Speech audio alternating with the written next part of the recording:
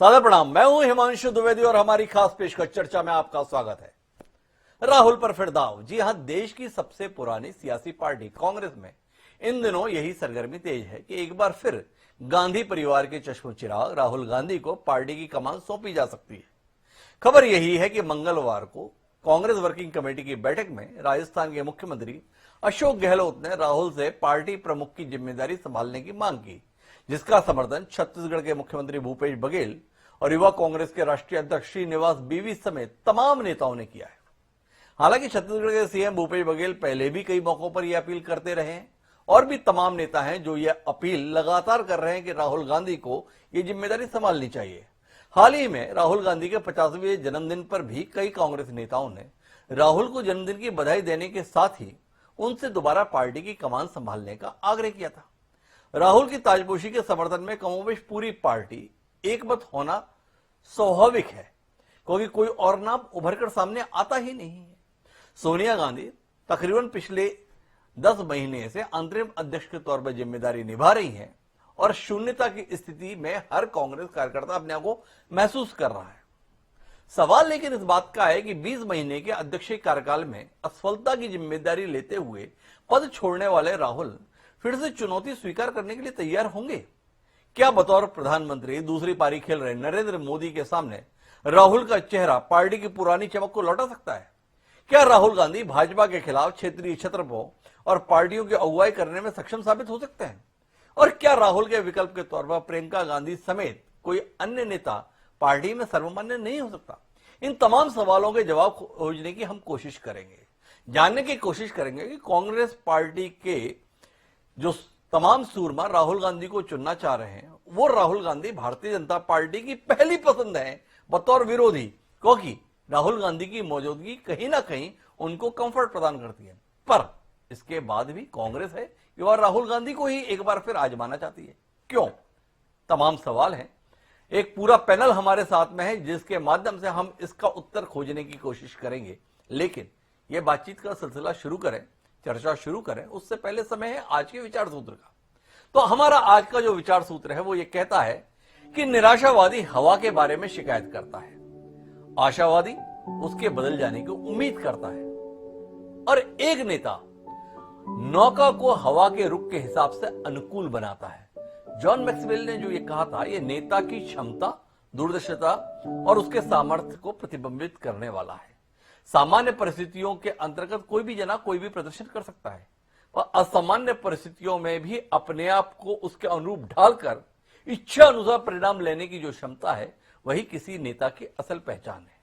और जानने का विषय यही है हमें कि कांग्रेस पार्टी जो इस देश के राजनीतिक परिदृश्य में सबसे पुरानी राजनीतिक पार्टी है, जिसके पास 135 साल की विरासत है, जिस पार्टी के पास तमाम बड़े नेताओं की विरासत है, जिस पार्टी के पास इस बात को जनता के बीच में बताने के लिए कि आजादी के पहले इस देश की आजादी की लड़ाई उसने लड़ी और 70 साल के दौरान तकरीबन 55 साल के शासन काल में तमाम कुछ इस देश में ऐसा बनाकर दिया है जिसे कांग्रेस पार्टी की धरोहर के तौर पर माना जा सकता है।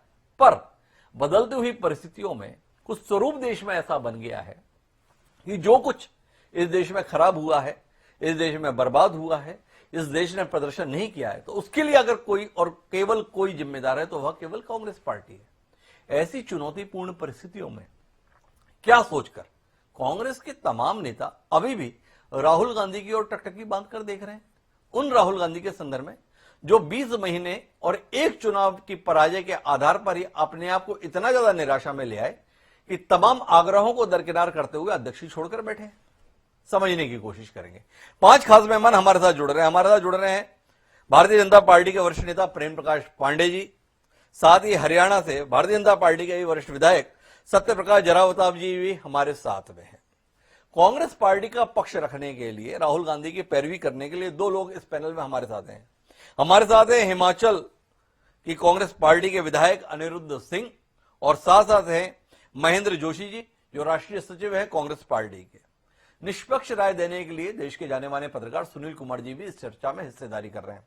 आप सभी मेहमानों को स्वागत है और चर्चा की शुरुआत अनिरुद्ध सिंह जी से करते हैं।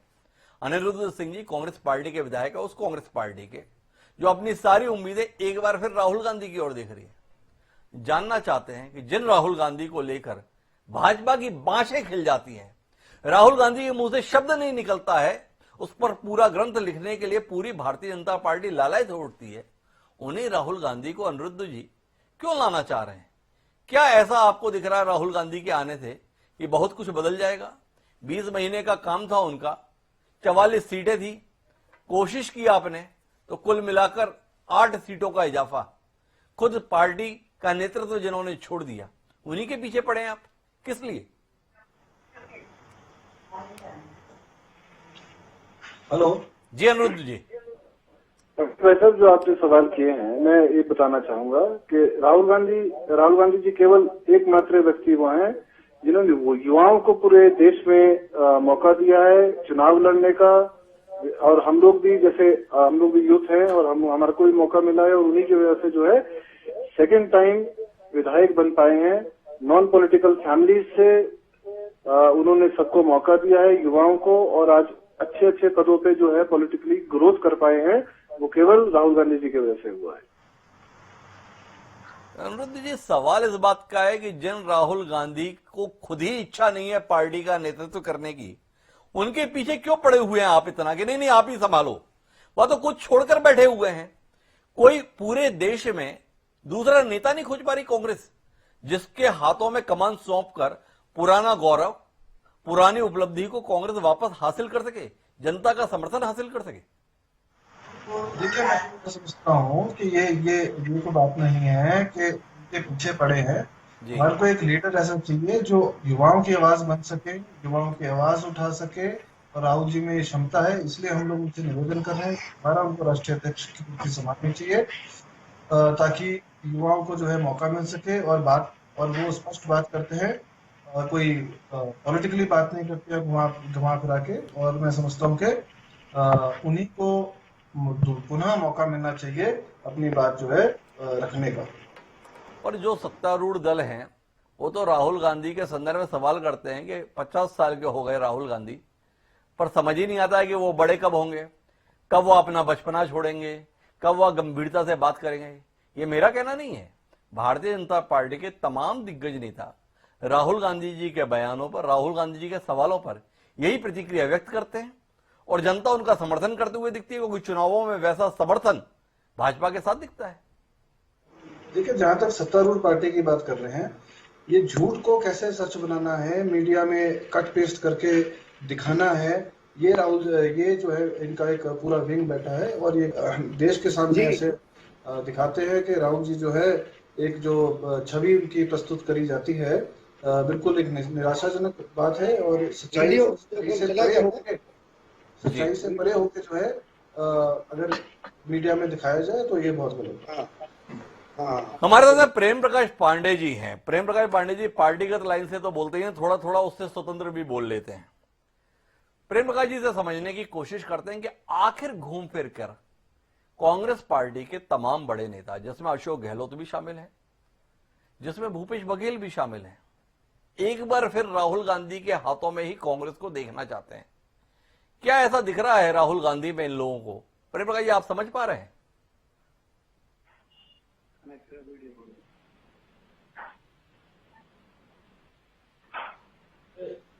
कोई विकल्प अच्छा नहीं, इनको परिवार में ही रहना है। या तो राहुल या प्रियंका वाड्रा जी को भी इन्होंने आजमा करके देख लिया, यूपी का कमान दे करके देख लिया। शुरू में वो भी थोड़ा थोड़ा ठीक चल रही थी, बाद में वो भी ऐसे होते गए तो लोगों को लगा कि वो भी नहीं चलेगी। और उनके साथ भी क्या है कि प्रियंका जी के साथ वाड्रा जुड़ा है जी, और राहुल जी के साथ अभी भी गांधी जुड़ा है जी।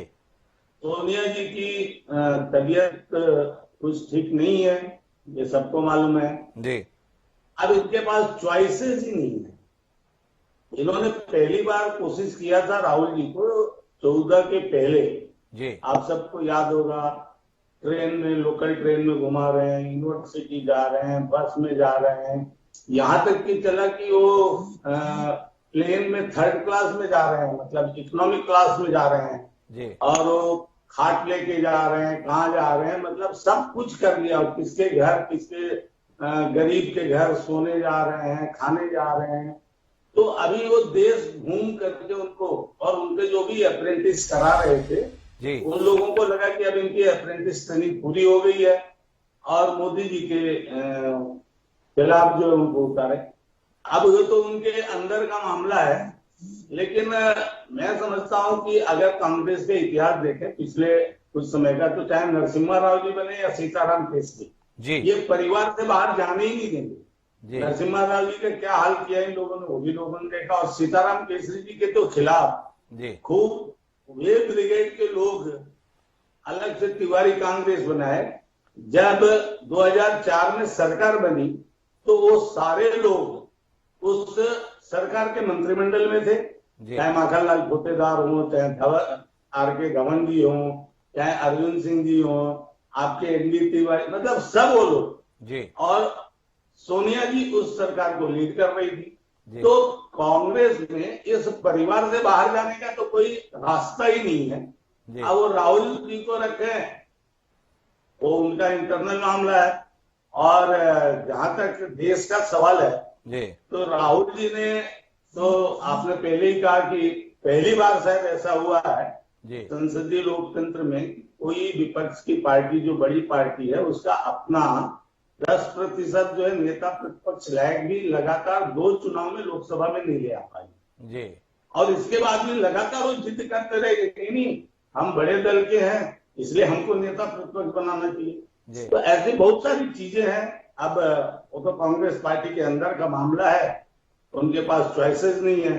व्यक्तिगत अगर मुझसे पूछा जाएगा जी तो मैं तो कहूंगा कि उनसे बेहतर हमारे मुख्यमंत्री भूपेश बघेल जी, जी क्योंकि भूपेश जी इतने स्मार्ट तो है जी कि उन्होंने अपनी जो किसानों की बची हुई राशि जी 4 बार में देने की थी, जी उसको राहुल जी को यह समझा दिया कि ये हम डायरेक्ट बेनिफिट के हिसाब से पूरे मजदूरों को वो पैसा दे रहे हैं जिसकी वो मांग कर रहे हैं जी। कि 7,000 देने में। तो politically is the better and smart, जी ये पर्सनली मेरा ओपिनियन है। तो एक नया एंगल दिया है चर्चा को कि बेहतर हो राहुल गांधी से इतर भी कांग्रेस सोचे। अन्य राज्यों में जो मुख्यमंत्री हैं, अब प्रेम प्रकाश पांडे जी की मित्रता भूपेश बघेल से है, इसलिए उन्होंने भूपेश बघेल को बेहतर बता दिया। पर बाकी भी मुख्यमंत्री जिनके नाम पर विचार हो सकता है, महेंद्र जोशी के पास मैं जाऊंगा, लेकिन उससे पहले सुनील कुमार जी हैं। चर्चा के इस मौके पर उनकी टिप्पणी खासी मददगार हो सकती है दिशा देने के लिए। तो सुनील जी से पूछते हैं कि कांग्रेस पार्टी घूम फिर के वापस राहुल गांधी की ओर टकटकी बांध कर देख रही है। यह बात इसलिए कह रहा हूं क्योंकि मांग करने वालों में अशोक गहलोत है, समर्थन करने वालों में भूपेश बघेल है। तो अब इसके बाद में इधर उधर देखें तो कहां देखें? जिनके नाम प्रस्तावित कर रहे हैं प्रेम प्रकाश पांडे, वो तो खुद ही मांग करने वालों में शामिल हैं कि राहुल जी आप आइए और पार्टी संभालिए और हमें संभालिए। किस नजरिए से देखते हैं सुनील कुमार जी कांग्रेस की हालत को और इस मांग को और उसके भविष्य को? देखिए, कांग्रेस के अध्यक्ष को अभी तमाम लोग इस नजरिए से देख रहे हैं कि वो मोदी का मुकाबला करने के लायक है या नहीं है। मेरा ये मानना है कि कांग्रेस पार्टी को पहले तो जिंदा रहने के लिए एक ऐसा अध्यक्ष चाहिए जो पार्टी को एक रख सके। और ये अच्छी बात है या बुरी बात है ये मैं नहीं जानता, लेकिन कांग्रेस पार्टी में आज दूसरा कोई ऐसा नेता नहीं है गांधी परिवार के पार्टी को एक रख सके। आप तमाम नामों को देख लीजिए, इनमें से किसी भी नाम को आप छांटेंगे अध्यक्ष के रूप में तो बहुत सारे नेता बाहर चले जाएंगे। एक बाइंडिंग फोर्स की जरूरत पड़ती है, लोगों को जोड़ के रख सके।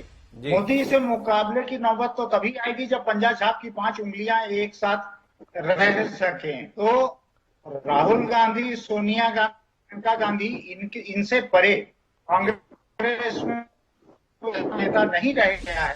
और मैं इसको बहुत अच्छा मानता हूँ, मैं इसको बहुत लोकतांत्रिक बात नहीं मानता हूँ, लेकिन मैं इसको एक हकीकत के रूप में जानता हूं कि इन तीनों से परे इस पार्टी को और कोई व्यक्ति नहीं है जो इसके नेताओं को एक साथ जोड़ के रख सके। तो ये कांग्रेस की अपनी मजबूरी है। अब दिक्कत हमारी ये है सब करते हैं तो हम दिल्ली के मुकाबले कहा पार्टी के पार्टी का कुछ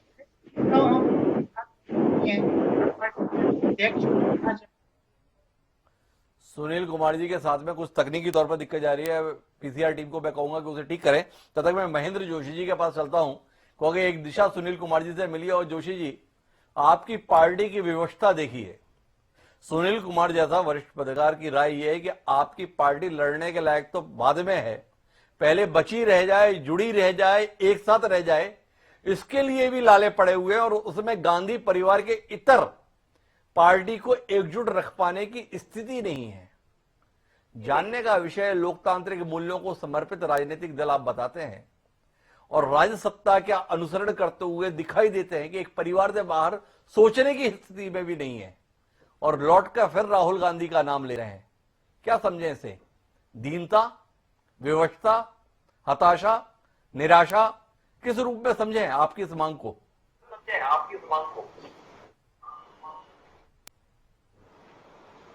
पहले तो INH के सभी दर्शकों को मेरा प्रणाम जी, धन्यवाद। और द्विवेदी साहब को इसलिए विशेष रूप से कि आपके यहाँ की चर्चा में सबसे बड़ी बात ये डिबेट या यूं कहिए एक विमर्श होता है जिसमें यूं कहा जाए कि किसी को हराने, जिताने या भाषा की मर्यादा का कम से कम बड़ा ध्यान रखा जाता है। इसलिए मैं विशेष रूप से आपके चैनल को धन्यवाद और बधाई देता हूं। जी धन्यवाद महेंद्र जी। बात जहां तक ये अगर थोड़ा सा पीछे मुड़कर देखें जी तो बहुत विगत कुछ 8 या 10 वर्षों में जब यूपीए की सरकार थी तभी से लेकर अभी तक पॉलिटिकल डिस्कोर्स में एक बड़ा भारी परिवर्तन आया है जी। और इसमें आप ये मान के चलिए कि हम इस चीज को ईमानदारी से स्वीकार कर सकते हैं कि एक शब्द डिक्शनरी में नया पैदा हुआ है, उसका नाम है पोस्ट ट्रुथ, यानी गढ़ा हुआ सत्य। जी। आलम यह है कि कांग्रेस अपनी नीति, अपने मूल्यों, उन तमाम बातों को लेकर के जब चलती है, उसके सामने हम लोग जहां यूपीए की अपनी उपलब्धियों को तो छोड़िए, हम भाजपा के उन तमाम सारे विरोधों का, उन तमाम सारे आरोपों का उस समय जवाब देने में हमारी कहीं ना कहीं कमजोरियां रही। नतीजा ये हुआ कि सारा का सारा डिस्कोर्स कभी कम्युनल लाइंस के ऊपर, कभी कास्ट लाइंस पर और कभी किसी अन्य लाइन पर लाया गया।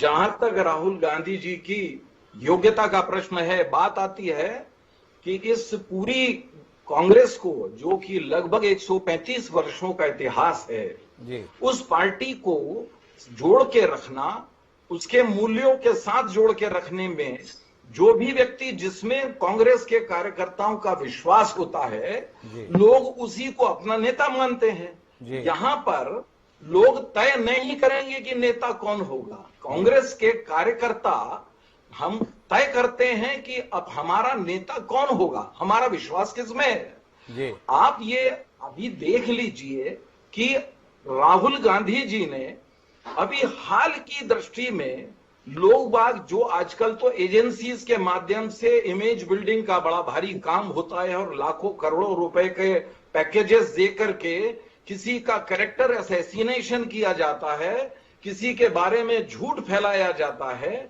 और किसी व्यक्ति को जो वो है नहीं वैसा वो प्रस्तुत कर दिया जाता है, जो भारतवर्ष की राजनीति में अभी वर्तमान में हो रहा है। अगर यही सत्य है तो मैं ये कहना चाहूंगा कि 12 फरवरी को इस देश के, अभी इस सदी के सबसे बड़े संकट के दौर में दूरदृष्टि नेता के रूप में 12 फरवरी को जिस एकमात्र व्यक्ति ने, एकमात्र नेता ने ये कहा था कि इस देश को अब सावधान होना चाहिए, हमारे देश के ऊपर बहुत बड़ा संकट आने वाला है, ऐसी दृष्टि, दूरदृष्टि का नेता वो हमारा नेता होगा या कोई और होगा जो केवल जुमलों के माध्यम से, अपनी मार्केटिंग के माध्यम से सरकार में आना, सत्ता में आना, बहुत बड़ा बहुमत हासिल करना, ये बड़ी बात नहीं है। लेकिन कांग्रेस का कार्यकर्ता राहुल गांधी में विश्वास करता है, ईमानदारी में उनकी विश्वास करता है।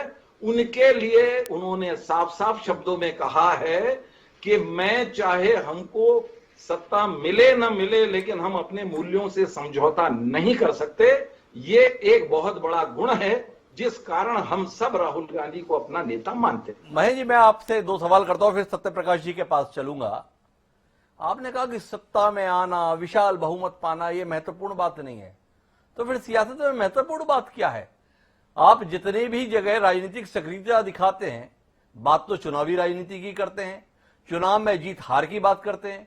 अगर यह मायने नहीं होता है जीत हार, तो फिर राहुल गांधी ने इस्तीफा क्यों दिया?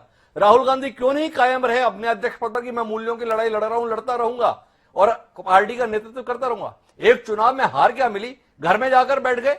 इस बात से आप इंकार करेंगे कि इसके मायने नहीं है? एक सवाल।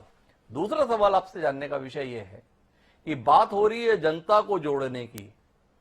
यहां पर कांग्रेस को जोड़े रखने के लिए राहुल गांधी जरूरत दिख रहे हैं, और राहुल गांधी नहीं, गांधी परिवार जरूरत दिख रहा है। जिस परिवारवाद के खिलाफ विपक्षियों ने पूरी मुहिम चला रखी है, खासतौर पर सत्तारूढ़ पार्टी भारतीय जनता पार्टी ने मुहिम चला रखी है, वो परिवारवाद जो उनकी सफलता का एक बड़ा कारण बन रहा है, आप उसी को लेकर बैठ रहे हैं। तो ये दो सवाल हैं, क्या परिवार से ऊपर पार्टी सोच पाएगी, एक, और दूसरा चुनावी हार जीत के संदर्भ में सफल न होने पर आपका यह कहना कि ये हमारे लिए मायने नहीं रखता, ये कमोवेश वैसी कहावत है कि अंगूर खट्टे हैं, इससे ज्यादा अहमियत नहीं है आपकी इस अभिव्यक्ति की जनता के बीच में। क्या कहेंगे आप? आपके दोनों जवाबों का पहले प्रश्न का जवाब दूंगा मैं जी कि मैंने ये स्वाभाविक रूप से हर राजनीतिक दल सत्ता में आने के लिए प्रयास करता है, लेकिन अगर वो सत्ता में आने के लिए अपने सारे मूल्यों, अपनी सारी, यूं कहिए कि उनकी उसके कथनी में करनी में सब में अंतर है, और ये केन प्रकारेण अगर वो सत्ता में आना चाहता है, तो मुझे लगता है इसी बात को लेकर राहुल गांधी हमेशा कहते रहे हैं कि हम मूल्यों की राजनीति करते हैं। और ये बात तय है कि भारतीय जनता पार्टी भी एक समय में केवल दो की संख्या में रह गई थी, इसलिए हमारा संघर्ष जारी है, और लोग हमारे पास, कुछ राज्यों में हमारी सरकारें बनी। आज भी ये बात मैं कहूंगा, इस बात का आरोप बड़ा स्पष्ट है कि भारतीय जनता पार्टी कभी भी लोकतांत्रिक सरकारों को गिराना, तोड़ना, मरोड़ना, यही सारे काम करती आई है। अगर इसको राजनीति कहते हैं तो हमारा नेता इसको राजनीति नहीं मानता, पहली बात।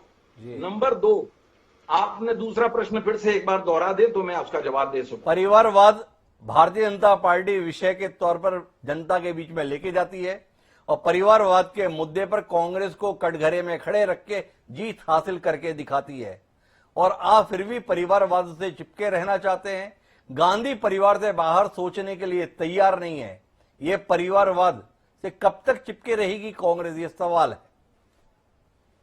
सवाल का है कि ये कहां पर लिखा है, कौन से शास्त्र में लिखा है कि कोई भी व्यक्ति राजनीति में प्रवेश में, अगर किसी का परिवार राजनीति में है तो वो व्यक्ति राजनीति में एक्टिव नहीं हो सकता, वो नेतृत्व नहीं कर सकता? किसने कहा? मैं इस बात का जवाब ये देना चाहता हूं कि ईमानदारी की स्थिति यह है कि भारतवर्ष के वर्तमान सरकार में जो तानाशाही प्रवृत्ति है, जो फैसिज्म है, मुझे लगता है उस पर प्रश्न उठना चाहिए। राहुल गांधी तो स्वाभाविक रूप से कांग्रेस, और आपने जो एक प्रश्न किया था कि कांग्रेस को ही जोड़े रखना, तो कांग्रेस भी इस देश के आम आदमी के से बनी हुई पार्टी है।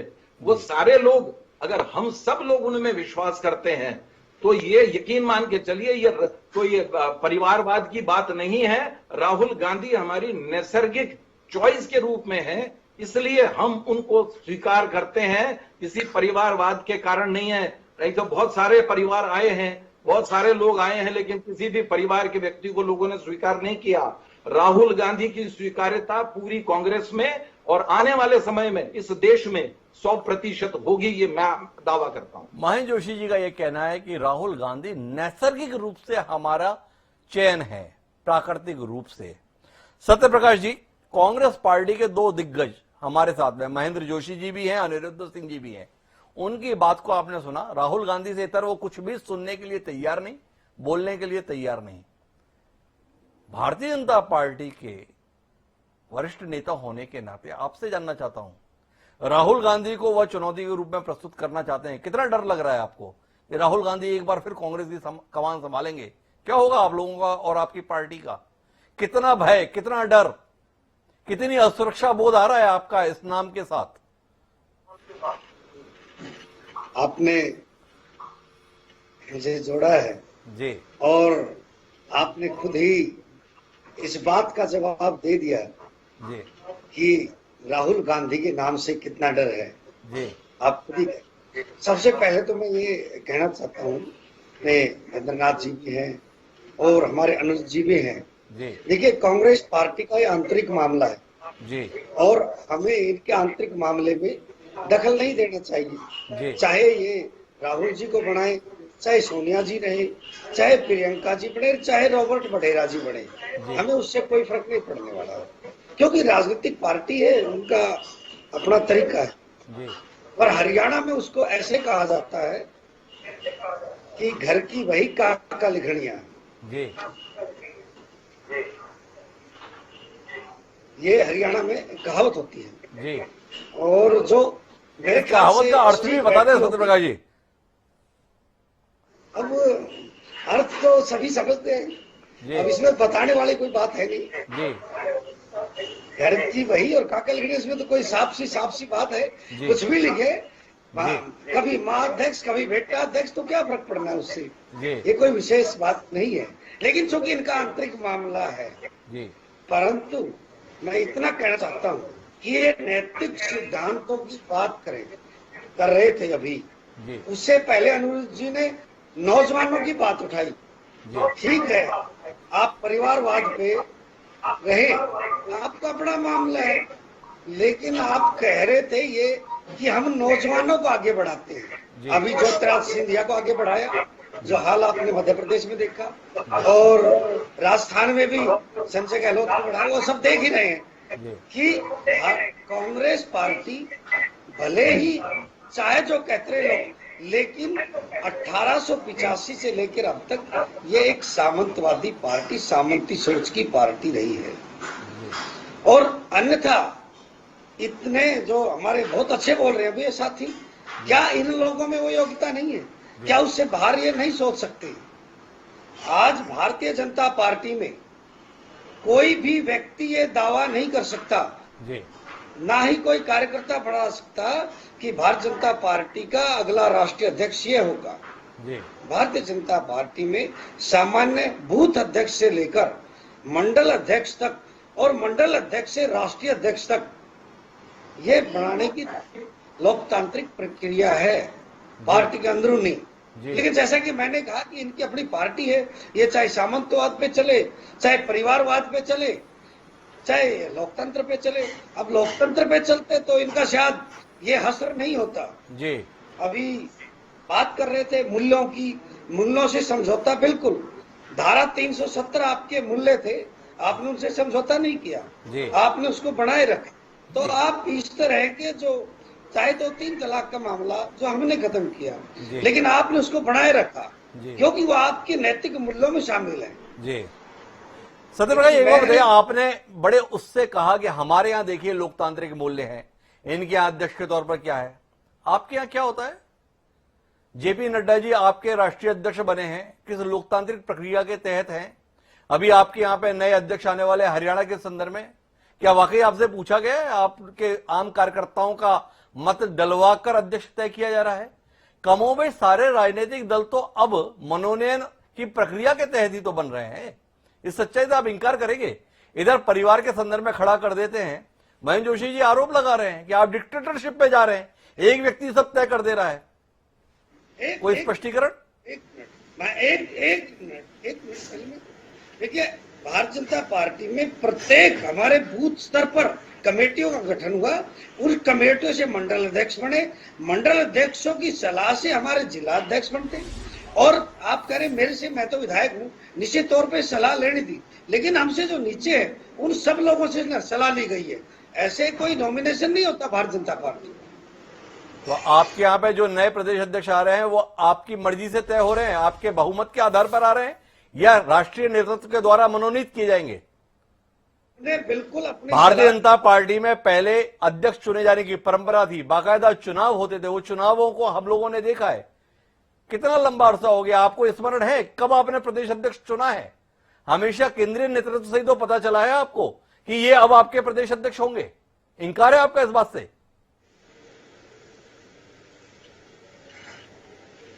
आप मुझसे कह रहे द्विवेदी जी जी सत्यप्रकाश जी, आप ही से सवाल है मेरा। मैं वही कह रहा हूँ, हमारे यहाँ तो प्रदेश अध्यक्ष बनने हैं, बिल्कुल निश्चित तौर पर हम लोगों से सलाह ली गई है, और जहाँ बहुमत की सलाह होगी वो निर्णय हो जाएगा, जो सबके जो सलाह ली जाती है। लेकिन कोई दावा नहीं कर सकता आज कि मैं फलाने व्यक्ति का लड़का हूँ इसलिए अध्यक्ष बनूंगा, कोई दावा नहीं कर सकता इस बात को लेकर।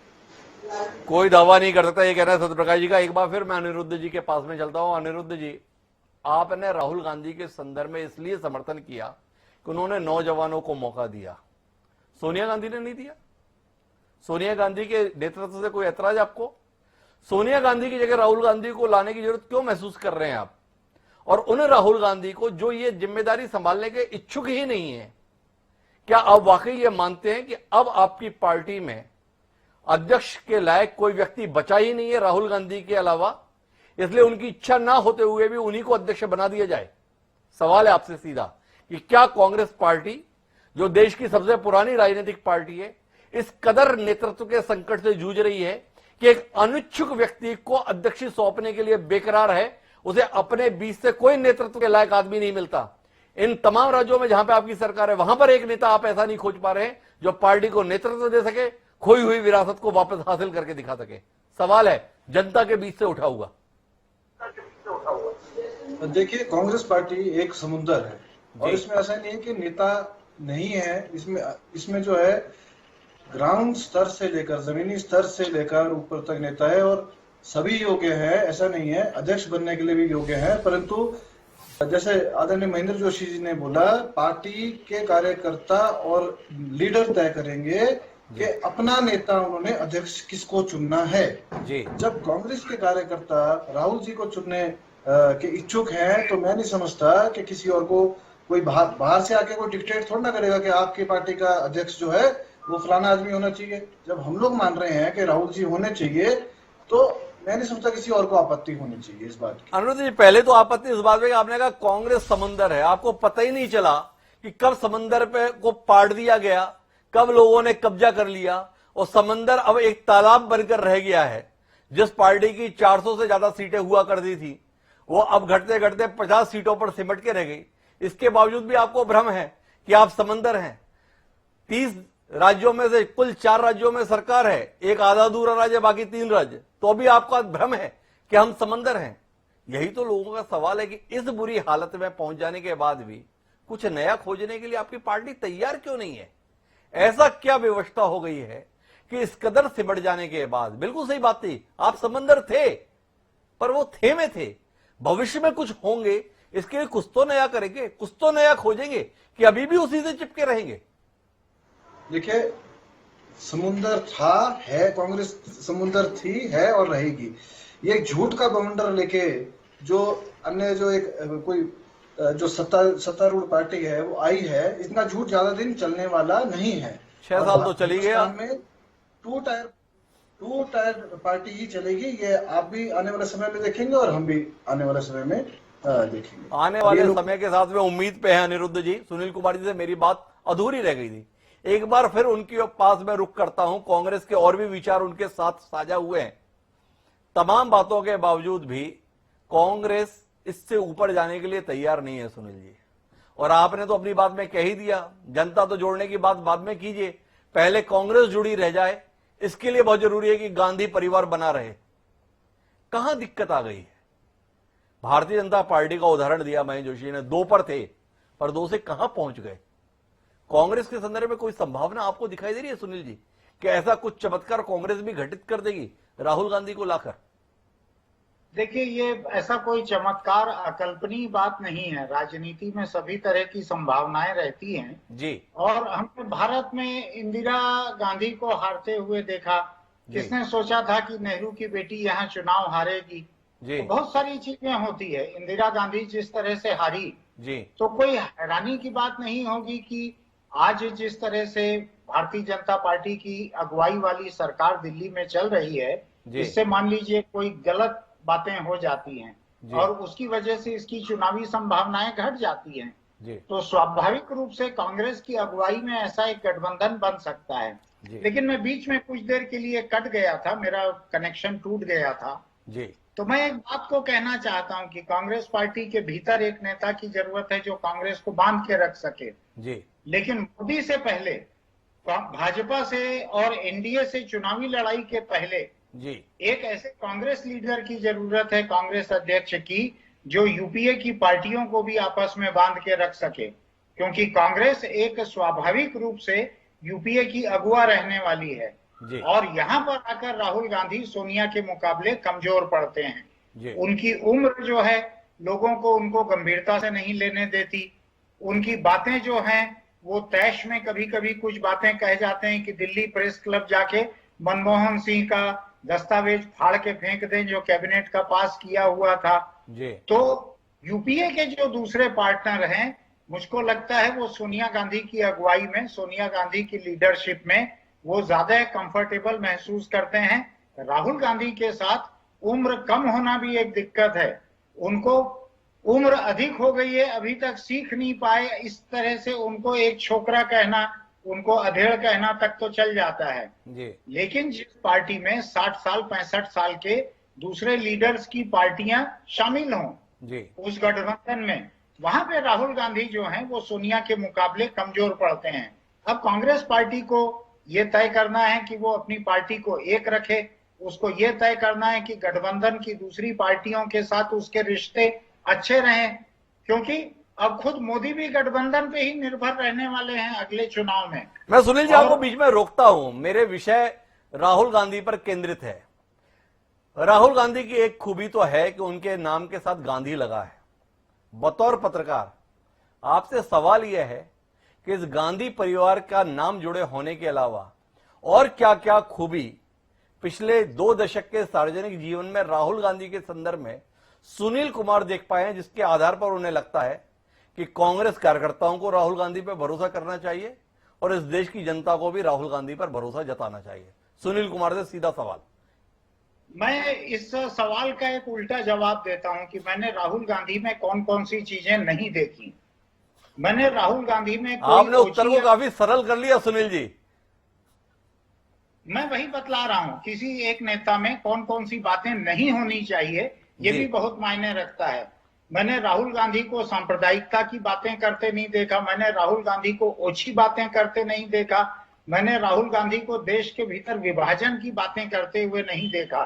मैं मानता हूं कि आज हिंदुस्तान जिन हालात में है उनमें ये खूबियां हैं एक नेता की, और राहुल गांधी के साथ एक दिक्कत ये है जिसकी वजह से वो कमजोर अध्यक्ष साबित हुए हैं और शायद होंगे भी, कि उनका जनता से संपर्क बहुत सीमित है और सुरक्षा के कारण गिनाए जाते हैं, लेकिन उनसे परे भी उनका संपर्क बहुत सीमित है, इसलिए भी वो एक कमजोर अध्यक्ष हुए हैं और होंगे। लेकिन उनकी खूबी मैं गिनाने बैठूंगा तो खूबी ये है कि वो एक सज्जन व्यक्ति हैं, वो खरी और ईमानदारी की बात करते हैं। मैंने उनको झूठ और नफरत की, विभाजन की, भड़कावे की बातें करते नहीं देखा है। मैंने उनको चुनाव के लिए सांप्रदायिकता और जातिवाद को फैलाते हुए नहीं देखा है। मैं इनको पर्याप्त खूबियां मानता हूं 50 साल की उम्र में एक पार्टी का नेता बनने के लिए, जिस पार्टी में हो सकता है 5 साल बाद संभावनाएं आए और हो सकता है चुनावी संभावनाएं न रहे। आज हिंदुस्तान में लेफ्ट पार्टियों में चुनावी संभावनाएं नहीं रह गई, लेकिन उनसे लेफ्ट पार्टी की खूबी, ईमानदारी कम नहीं हो गई। तो राहुल गांधी चुनाव जीते न जीते वो सज्जन बने रहें, ये भी छोटी बात नहीं है। तो कुल मिलाकर सुनील जी का जो अपना वैचारिक आग्रह है उसके तराजू पर उन्होंने राहुल गांधी को तोल दिया। लेकिन सवाल इस बात का है कि कांग्रेस पार्टी जो 135 साल पुरानी राजनीतिक पार्टी है और उसको नए सिरे से खड़े करने की जरूरत है, उसके लिए जो आधारभूत जरूरतें हैं उसके संदर्भ में मैं उत्तर खोज रहा हूं। पर सुनील कुमार जी ने बाकी सब कुछ बता दिया, लेकिन मुझे उसका जवाब नहीं दिया। प्रेम प्रकाश पांडे जी के पास चलता हूं। एक दलील दी गई इसके अंदर प्रेम प्रकाश जी की, इंदिरा गांधी भी थी, इंदिरा गांधी भी चुनाव हारी थी, पर आपको एक फर्क नहीं दिखता है कि इंदिरा गांधी चुनाव हार के अध्यक्षी छोड़कर घर नहीं बैठ गई थी। इंदिरा गांधी चुनाव हारने के बाद में जनता के बीच में गई थी और जिस जनता का विश्वास उनसे उठ गया था उस जनता का विश्वास वापस हासिल करके लेकर आई थी। राहुल गांधी केवल कार्यकर्ताओं का विश्वास हासिल कर रहे हैं, जनता का विश्वास हासिल करें, इसके लिए क्या करना चाहिए राहुल गांधी को? प्रेम प्रकाश जी, मुश्किल सवाल है आपके लिए, भाजपा के नेता हैं, कांग्रेस कैसे मजबूत हो ये आपसे सवाल है। देना चाहे उत्तर दीजिए, नहीं देना चाहे मत दीजिए। नहीं, मुझे पहली बात तो इंदिरा गांधी जी इस देश की प्रधानमंत्री रही हैं, कांग्रेस की अध्यक्ष रही हैं, और इंदिरा गांधी से राहुल गांधी की तुलना करना ही अपने आप में मुझको लगता है कि मेरे लिए ही नहीं, किसी देशवासी और किसी कांग्रेसमैन को ही अच्छा नहीं लगेगा। कहाँ इंदिरा गांधी और कहाँ राहुल गांधी जी। अब 2-3 बात आई। एक जोशी जी ने कहा कि कांग्रेस पार्टी भले हार जाती है, लोकतांत्रिक मूल्यों के साथ कभी समझौता नहीं करती। कल 25 जून है, और 25 जून मालूम है क्यों जाना जाता है इस देश में? आपातकाल लगा था। जी। आप जो आज अभी बातें कर रहे हैं, जी। जितनी विचारधारा सुनील कुमार जी यहाँ से बोल रहे हैं, जी। 25 जून 75 के बाद कौन कहाँ था, सारे लोगों को मालूम है। जी। आपातकाल लगाने वाली पार्टी आज लोकतांत्रिक मूल्यों की बात कर रही है। जी। एक परिवार एक बात करने वाली। इंदिरा गांधी भी उसी परिवार से आए थे, लेकिन उनमें वो चीज था। जी। आप देखें कहां से कहां चला। आखिर इंदिरा गांधी की हत्या के बाद में राजीव जी को लाया गया, कहां से? पायलट से उतार करके। प्रणब मुखर्जी जी दावेदार थे, लेकिन वो योग्य होने के बावजूद भी नहीं। इसलिए ये उनका मामला है और वो परिवार की पार्टी है, इस बात को स्वीकारने से कहीं है नहीं। अच्छा, नौजवान की बात बार बार होती है कि राहुल जी नौजवान है, उम्र में कम है, 50 साल के हैं, नौजवान क्यों जाना जाता है? काय के लिए जाना जाएगा? स्किल, स्पीड क्या है? स्ट्रेंथ है। हमारे प्रधानमंत्री जी तो 18 घंटा काम करते हैं। वो तो लगातार चुनाव के बाद कभी छुट्टी में नहीं गए। ये एक चुनाव लेते छुट्टी भाग जाते हैं। तो नौजवानी किस चीज के लिए? उम्र मात्र से अगर ऐसा होगा तो बहुत से लोग उनसे कम उम्र वाले होंगे। मुझको लगता है फिर तो और भी जो राजनेता हैं विभिन्न कांग्रेस ही नहीं, इसलिए मैं अंदर की बात में नहीं जा रहा हूँ, लेकिन 2-3 चीजें ये बात है। और सुनील जी जो बोले कि उनमें सारी खूबियां हैं, लेकिन सांप्रदायिकता वाली बात नहीं है। सांप्रदायिकता भड़काने के लिए सीएए के मामले में क्या क्या नहीं कांग्रेस ने किया। सबको मालूम है कि वो कानून जो है नागरिकता देने का कानून है, नागरिकता लेने का नहीं। लेकिन एक वर्ग को लगातार भ्रम के जाल में फंसाया गया। और राहुल जी वो दिल्ली के इंडिया गेट गए, राजघाट गए, और जातिवाद की बात इस चुनाव में 2019 के चुनाव में वे सब लोग तो अंदर, हम लोग भी जनेऊ पहनते हैं, हम लोग ब्राह्मण हैं, अंदर जनेऊ पहनते। ब्राह्मण और गोत्र का कपड़े के ऊपर जनेऊ पहन करके राजस्थान के वहां पर पूजा करा के, और गोत्र, ताकि एक वर्ग विशेष आए। और सुरजेवाला जी ने तो यहां तक कह दिया कि कांग्रेस पार्टी का डीएनए ब्राह्मण है। आप याद कीजिए, वो जातिवाद को नहीं भड़काते, सांप्रदायिकता को नहीं भड़काते। और झूठ, राफेल के मामले में झूठ बोलते बोलते सुप्रीम कोर्ट के भी कोर्ट को गलत किया, सुप्रीम कोर्ट में माफी मांगनी पड़ी, और लगातार जनता को भ्रमित किया। तो मैं नहीं मानता वो राजनीति कर रहे हैं, वो उनके अध्यक्ष का मामला है, कौन बेहतर होगा। और ये बात तो सही है, या तो राहुल या प्रियंका 2 ही उत्तराधिकारी में आएंगे। और जो आपने पहले कहा, मैंने भी पहले कहा कि मैं समझता हूं कि राहुल जी के नाम पे गांधी लगा है, प्रियंका जी के साथ वाड्रा लग गया है, तो राहुल जी के साथ जो गांधी लगा है उसका शायद कांग्रेस फायदा उठाना चाहे। बाकी भारतीय जनता पार्टी को इसमें कहीं कोई ये नहीं है कि कौन बने नहीं बने, लेकिन मैं कम से कम कांग्रेस के मित्र और बाकी सबसे जो लोग भी, इंदिरा गांधी से राहुल गांधी की तुलना मैं विपक्षी होने के बावजूद भी नहीं कर सकता। उनका व्यक्तित्व अलग था। अभी इनको वहां तक जाने या ऐसे कोई भी लक्षण तो नहीं दिख रहे। बड़े महत्वपूर्ण बात कही है प्रेम प्रकाश पांडे जी ने कि इंदिरा गांधी के संदर्भ में उनका जो भी विरोध हो, आपातकाल के लिए उनको जिम्मेदार ठहराते हैं प्रेम प्रकाश जी, लेकिन इंदिरा गांधी के साथ राहुल गांधी की तुलना को ठीक नहीं मानते हैं। उन्हें लगता है अभी बहुत दूरी है उस संदर्भ में। लेकिन मेरा महेंद्र जी आपसे जानने का विषय, मैं बार बार इस बात को रेखांकित कर रहा हूं कि राहुल गांधी की अनिच्छा के बावजूद कांग्रेस क्यों चाहती है कि राहुल गांधी ही हमारे अध्यक्ष रहें, वह एक बार फिर कमान संभालें। बार बार ये बात आती है कि जब आप जनता की बात करना चाहते हैं, दलित की बात करना चाहते हैं, विपन्न लोगों की बात करना चाहते हैं, गरीब लोगों के कल्याण की बात करना चाहते हैं, तो ऐसे में आपको अध्यक्ष के तौर पर पार्ट टाइम राजनीतिज्ञ ही अध्यक्ष के लायक क्यों दिख रहा है? राहुल गांधी के संदर्भ में जो बात कही प्रेम प्रकाश जी ने, एक चुनाव हुआ नहीं, छुट्टी पे चले गए, कब देश में है कब विदेश में, इसको लेकर खबरें बनती हैं। और जब आपका मुकाबला ऐसे लोगों से, आप स्वयं बोल रहे हैं कि वो मिथक गढ़ देते हैं, ऐसे मौके पर एक उस प्रकार का मुकाबला करने के लिए योग्य आदमी ढूंढने में इतनी दिक्कत, इतनी परेशानी, इतनी लाचार हो गई कांग्रेस कि एक योग्य नेता नहीं खोज पा रही। द्विवेदी साहब, पहला तो मैं ये जब कहना चाहूंगा कि विगत कुछ समय का और बल्कि वर्ष का, जब से उन्होंने अध्यक्ष पद से नैतिकता के आधार पर अपनी जिम्मेदारी स्वीकार करते हुए अपने आप को अध्यक्ष पद से पृथक किया, यह राहुल गांधी की विशेषता है, जो आज की राजनीति में और खास करके भाजपा की राजनीति में तो इन सब बातों को करना ही बेमानी है।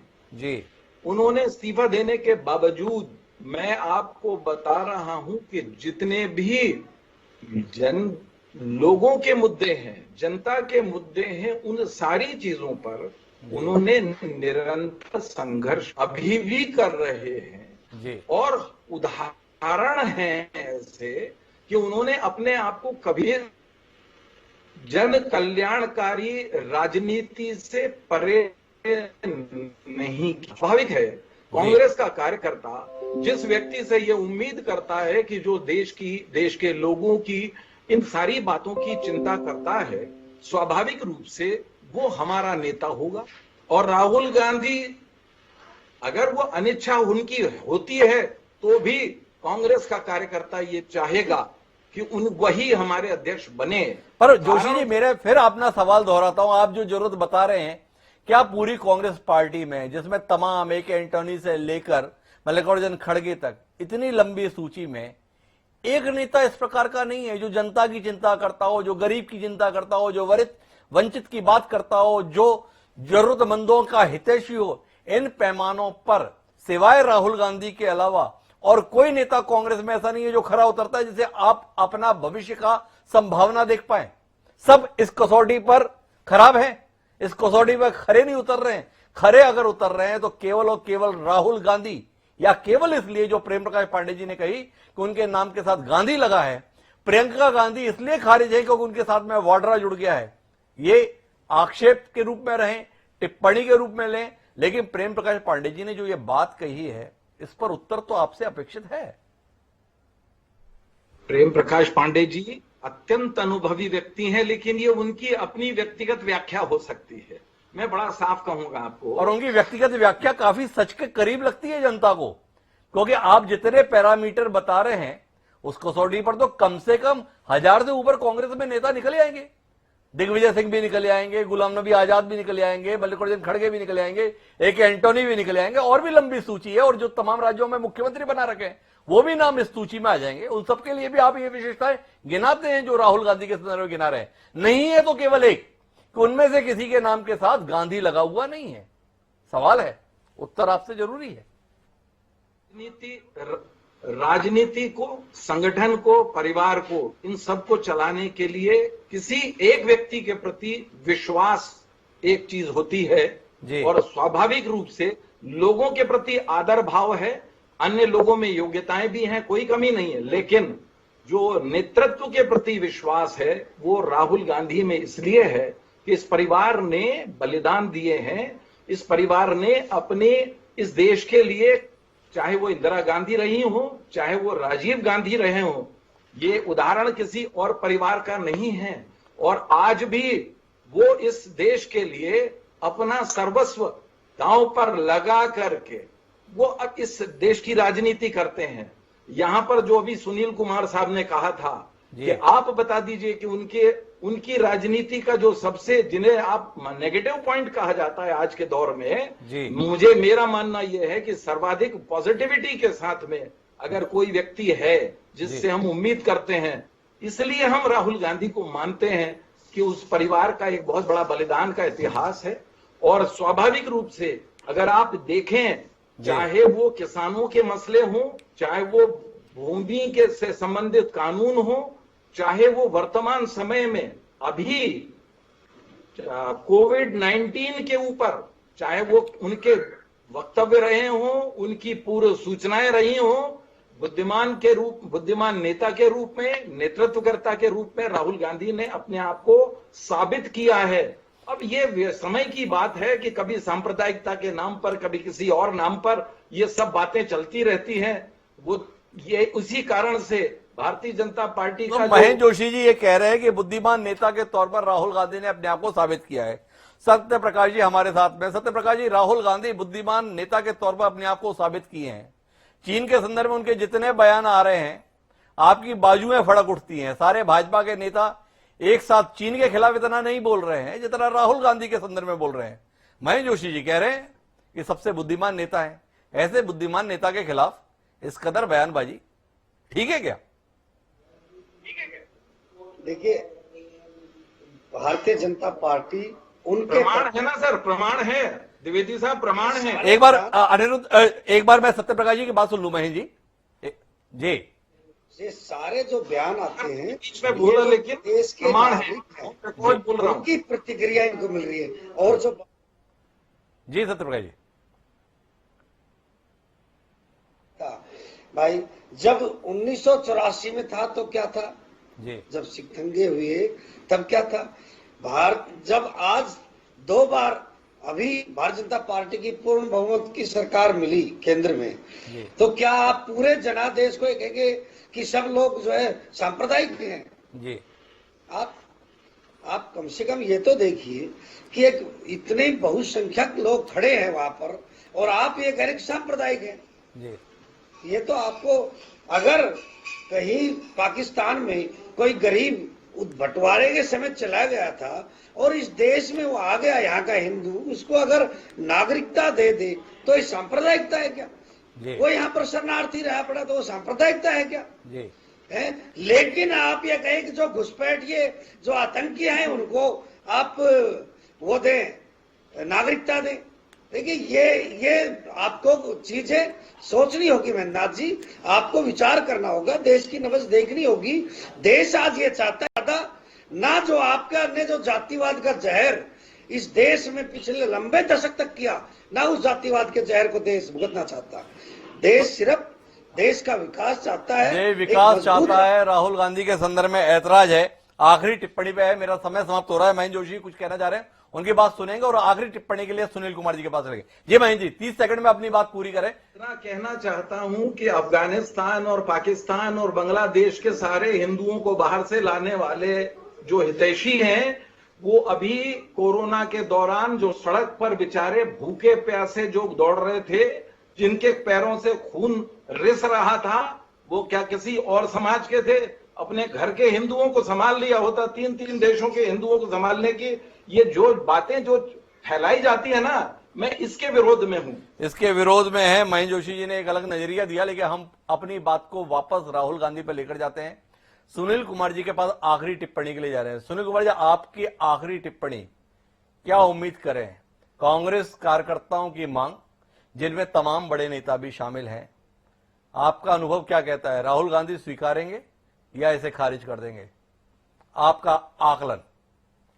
मंजूर करना पड़ेगा। ये पार्टी के कार्यकर्ताओं का दबाव रहेगा, शायद परिवार का दबाव रहेगा, और मैं इसके ऊपर नहीं जाता कि वो कांग्रेस के सबसे अच्छे अध्यक्ष होंगे या उनसे बेहतर कोई और हो सकता था, लेकिन मैं इस पे जरूर जाऊंगा कि कांग्रेस पार्टी के अधिकांश बड़े नेताओं को जोड़ के रखने वाले वो एक हो सकते हैं।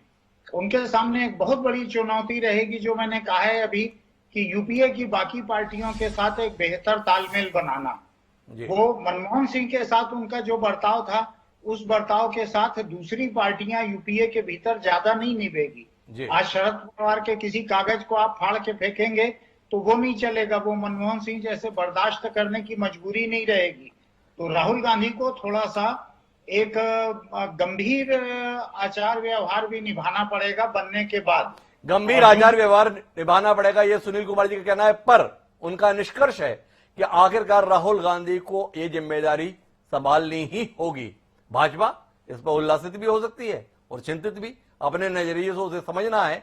लेकिन राहुल गांधी के संदर्भ में जो तमाम आग्रह उसको लेकर कार्यक्रम के समापन में हमारा यह आज का शेर कि तेरी तहलीज पर इकरार की उम्मीद लिए फिर खड़े हैं, तेरे इंकार के मारे हुए लोग।